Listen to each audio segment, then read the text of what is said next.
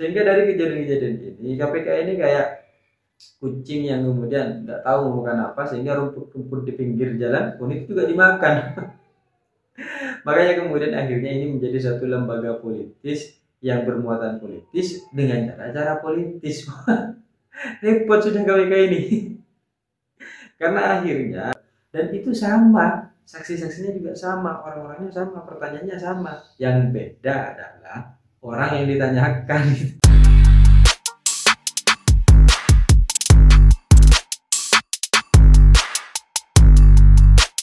Hai korban ghosting, setelah drama terkait dengan bukti-bukti yang diambil oleh KPK melalui dua rumah Hasto Kristianto sebagai tersangka yang juga terlibat dalam proses suap menyuap terkait dengan kasus Harun Masiku dan proses yang kemudian menghalang-halangi penyelidikan yang ingin dilakukan KPK terhadap kasus Harun Masiku.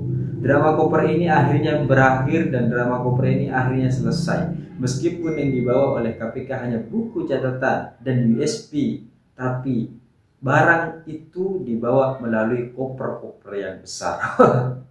Tapi drama itu sudah selesai. Dan hari ini kita melihat bagaimana kemudian Hasto Kristianto tetap berada di luar dan tidak menjadi tersangka hingga detik ini atau ditahan oleh KPK. Padahal kan sudah dijelaskan bahwa Hasto Kristianto ini tersangka. Tapi kenapa sampai hari ini gak ditahan? Bahkan ketika dia datang KPK, dia tidak ditetapkan sebagai tahanan KPK. Gak ada gitu. Biasanya kan orang-orang yang kemudian sudah hadir ke sana dan dia sudah menjadi tersangka, sudah langsung diberikan baju oranye tahanan KPK. Tapi Hasto Kristianto berbeda. Dia masih keluar dengan tidak ada satu kalimat patah pun yang keluar dari Hasto Kristianto, tapi diwakili oleh tim-timnya. Kalau sebelum masuk Hasto Kristianto yang kemudian bicara, setelah masuk, biarkan timlah yang kemudian berbicara dan Hasto hanya sekedar menebar senyum. Ini apa yang terjadi gitu kan? Sehingga ada banyak spekulasi yang kemudian muncul. Salah satunya dari mantan ex penyidik KPK mengatakan bahwa ya itu berarti KPK bekerja tidak secara politis atau pesanan, sehingga untuk kemudian menetapkan berbagai macam hal butuh bukti-bukti lainnya, butuh draft-draft lainnya, sehingga ini dibutuhkan. Bukan berarti akhirnya KPK melalui pesanan dan politis. Apa tujuannya? Ingin memperbaiki citra KPK yang sampai hari ini sudah melemah dan tidak ada respect apapun terhadap KPK karena kasus-kasusnya tidak memberikan dampak untuk kemudian mengembalikan kewibawaan negara ini gitu. Berbeda dengan Jaksa Agung ketika akhirnya dibandingkan, sedangkan anggaran yang dilontarkan oleh KPK itu cukup besar dan secara kalimat dan makna KPK ini kan Komisi Pemberantasan Korupsi. Kok jadi komisi pesanan korupsi, kan repot jadinya nanti kalau begini ini terus terjadi gitu kan. Dan dari kejadian ini kita hanya bisa melihat bagaimana kemudian Hasto Kristianto ini meskipun tersangka tapi tidak kunjung ditahan. Dan yang kemudian muncul dari kalimat ketua KPK ketika ditanyakan, karena ini katanya ada hubungan antara telepon-teleponan antara Prabowo dan Megawati, itu gak ada urusan gitu. Kemudian ada juga berbagai macam tanggapan-tanggapan ketika ditanya terkait dengan video-video skandal Jokowi atau kasus-kasus OCRP yang kemudian menominasikan Jokowi sebagai orang terkorup gitu kan. Apakah kemudian juga akan melakukan tindakan untuk memiliki Jokowi? Oh enggak, kita gak ngurusin di sana. Emang KPK gak ngurusin Jokowi, tapi KPK ini ngurusin Hasto Kristianto dan PDIP. Ini kan nanti kesan yang muncul di kalangan masyarakat ketika kemudian pernyataannya demikian. Meskipun sebenarnya kita bisa melihat bahwa kalimat dari kita tidak mengurusi itu bukan berarti tidak mengurusi kasus korupsi Jokowi. Tapi bisa saja bahwa KPK bukan mengurusi kasus korupsi Jokowi, tapi memang arahnya untuk Hasto Kristianto dan PDIP.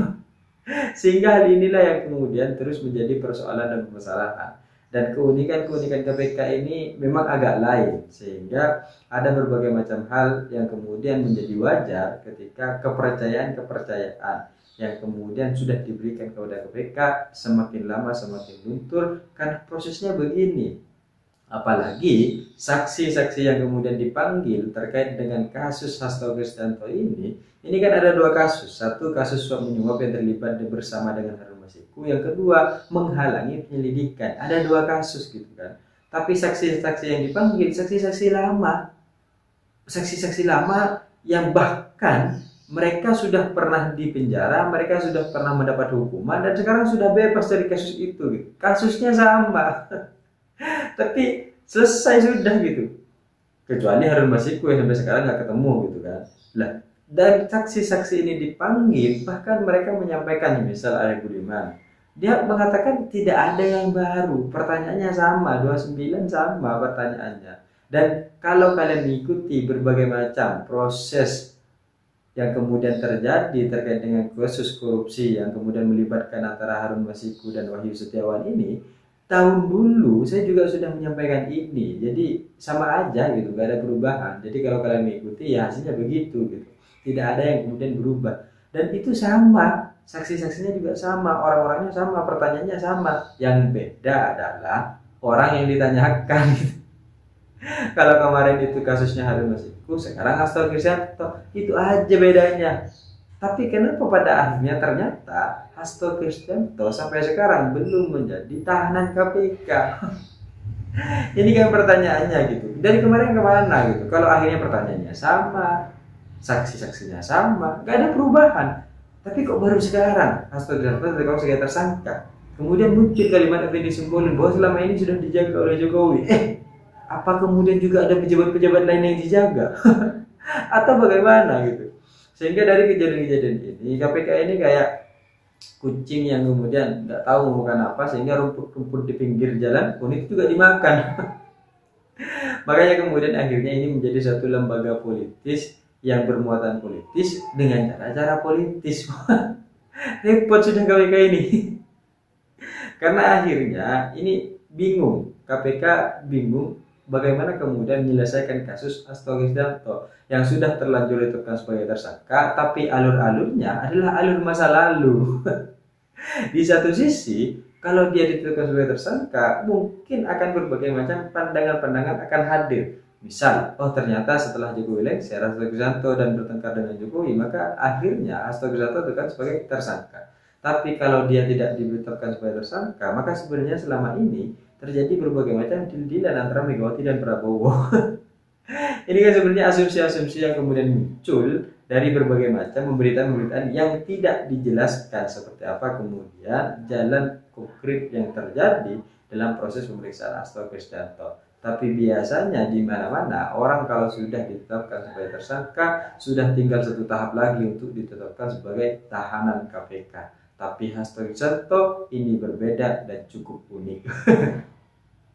Jadi bagaimanapun itu, kita akan melihat bagaimana kemudian otak-atik yang kemudian akan dilakukan KPK. Tapi pada intinya akhirnya KPK akan terus tergerus kepercayaannya dan mengembalikan ini akan terasa cukup sulit ketika akhirnya muatan-muatan di dalam adalah muatan-muatan politis dan yang selalu digabarkan adalah kabar-kabar politis. Saya pikir itu cita-cita saya ingin seperti Gibran, tapi saya sadar diri dan sadar posisi. See you,